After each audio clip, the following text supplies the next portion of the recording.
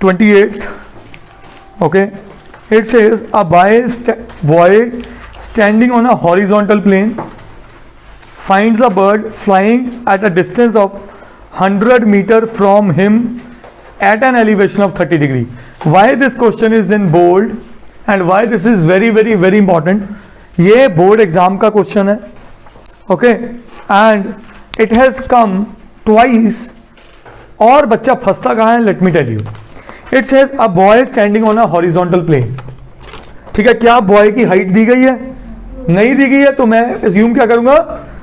Ground से ही वो eye contact बना रहा है. ठीक है, so this is question number 28. This is a horizontal plane. ये भाई साहब यहां खड़े हैं. finds a bird flying at a distance of 100 meter from him at an elevation of 30 degree. तो एक उसे बर्ड यहां दिखता है. ठीक है, at an elevation of 30 degree. distance from him का मतलब क्या है? whether they are talking of this or this. hypotenuse. very nice. तभी उसने साथ में हिंट भी दे दिया, at an elevation of this. देखो याद रखो, दुनिया में जब भी डिस्टेंस आएगा तो शॉर्टेस्ट डिस्टेंस की बात होती है. तो अगर मैं कहूं ये पहले यहां जाए फिर यहां जाए, तो sum of two sides of a triangle is always greater than the, तो ये शॉर्टेस्ट डिस्टेंस नहीं कहलाएगा. और वैसे भी शॉर्टेस्ट डिस्टेंस को हम किसी भाषा में परपेंडिकुलर डिस्टेंस भी बोलते हैं. Is that clear? समझ गए? तो इस पॉइंट से ये डिस्टेंस की बात कर रहे हैं. What is that distance? 100 metres. तो ये पहला क्वेश्चन आया जिसमें आपको बेसिकली हाइपोटेन्यूज दिया हुआ. ठीक है, a girl standing on the roof of a 20 metre high building. Girl कहां खड़ी है? Finds the angle of elevation of the same bird to be 45 degrees. Both the boy and girl are in the opposite direction. Opposite direction किसकी? Bird की. तो अगर ये bird यहां पे है तो लड़की पहले तो कुछ ऊंचाई पे खड़ी है. कितनी ऊंचाई पे? 20 मीटर हाई बिल्डिंग में. और उसको भी एक रो दिख रहा है. ठीक है जी, इज दैट क्लियर? उसको भी एक रो दिख रहा है by making an angle of 45. तो मैं इसको सब्सटीट्यूट करने के लिए, क्योंकि उसका ग्राउंड क्रिएट करने के लिए मुझे यहां पे एक 90 डिग्री वर्टिकल लाइन बनानी पड़ेगी. तो ये एंगल कितना आया? फिगर समझ आ गई सबको? कोई ऐसा बच्चा था जिसने बिल्कुल सही फिगर बनाई हो? क्वेश्चन ये अटेम्प्ट ही नहीं किया. Okay, nice. Find the distance of the bird from the girl. तो अगर मैं यहां पे नेमिंग कर दूं A, B, C, D and E, तो मेरे को ये बताओ वो कौन से डिस्टेंस की बात कर रहे हैं ढूंढने के लिए? किसकी? 80. कौन बोला? Nihira. Very good. The distance of the bird from the girl. Highly important question. अब खुद ही समझ गए, figure is not so easy, it is bit complicated. ये सुन रहा हूं, मैं फिर रिपीट कर रहा हूं. बॉय से बर्ड का डिस्टेंस 100 दिया at an elevation of 30 degree. Bird के दूसरी तरफ एक लड़की खड़ी है जो अपनी छत पे खड़ी है और छत की ऊंचाई कितनी है? 20 मीटर्स. तो ये छत की ऊंचाई आ गई. यहां से वही बर्ड को देख रही है जिसका एंगल ऑफ एलिवेशन कितना है?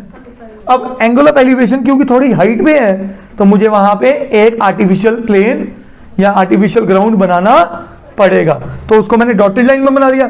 तो मैं इसको यहां तक ले जाता तो ये कंफ्यूज करता आपको, इसलिए मैंने इस पॉइंट पे क्या बना दिया?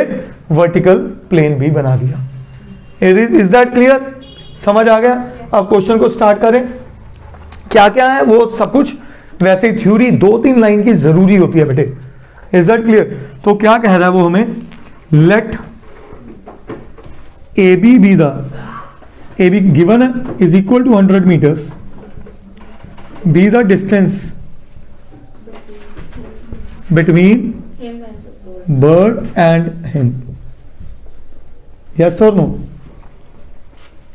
एंड बॉय लिखो. हिम तो लिखते ना कि मैं आगे बॉय मेंशन कर चुका हूं. आगे बॉय मेंशन करता तो हिम उसका लेता ना वर्ब, एडवर्ब सॉरी. ठीक है, आगे late AD which we need to find be the distance between the bird and girl. Let D is equal to 20 metres be the height of roof. मैं फिर रिपीट करूंगा, लिखने की बजाय, बनाने की बजाय पहले क्वेश्चन समझा करो। और जिस तरह से आपने फिगर बनाई है ना, घर जाके रहना कभी समझ ही नहीं आएगा क्वेश्चन में था क्या। Is that clear? इसकी फिगर्स क्रिस्टल क्लियर बनाया करो and a large size figure so that you can easily find out how the solution is going on. Is that clear? ये कहानी बना दी। मेरे को बता दो, मैं एक बार यहां पे भी नाम दे दूं, एफ।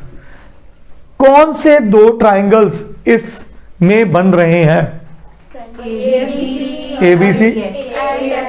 तो एबीसी और एएफडी, एबीसी और एएफडी में नो डाउट मेरे पास 45 डिग्री है, बट ना तो मेरे पास एएफ है, ना तो मेरे पास एडी है, ना तो मेरे पास एफडी है। यस और no? My concern is that how I can reach out to the solution. हाँ जी, अगर ये 20 है तो ये 20 होगी, बोलिए। तो इस ट्राइंगल में से एएफ को मैं रिलेट कर पाऊंगा? बोलो यस और नो? तो मुझे बीसी इस बार कंसर्न नहीं है। जनरली हमारे क्वेश्चन tan थीटा पे चल रहे थे, तो ये क्वेश्चन tan थीटा पे नहीं चलेगा। मेरे को बेस नहीं चाहिए, इन दो ट्राइंगल्स की कनेक्टिंग लाइन, जिसे हम कॉमन लाइन बोलते हैं, वो एएफ है। तो मैं किस पे काम गेम खेलूंगा? परपेंडिकुलर पे। परपेंडिकुलर और कहानी गेम समझ आई? अब आ जाओ। In right triangle A C B, in right triangle A C B, perpendicular is A C over A B. Perpendicular over hypotenuse क्या होता है? साइन। और गिवन एंगल है 30। ए सी को मैं लिख सकता हूं बेटा ए एफ प्लस एफ सी।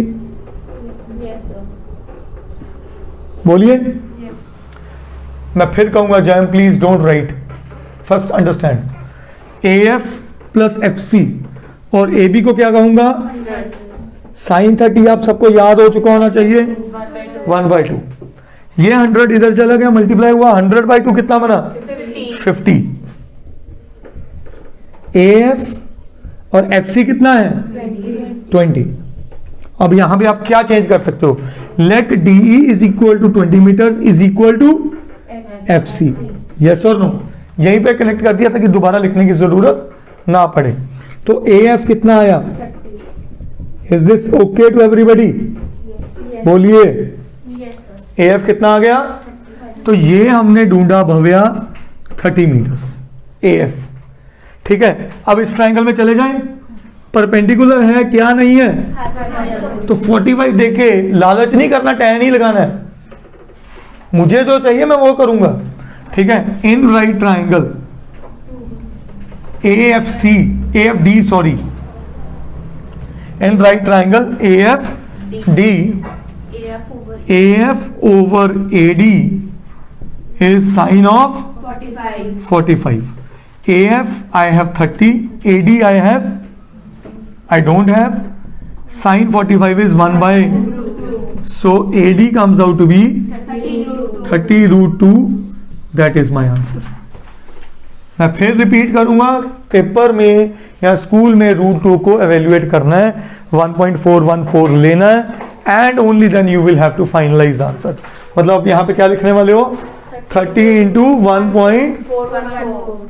ठीक है, that will be your answer.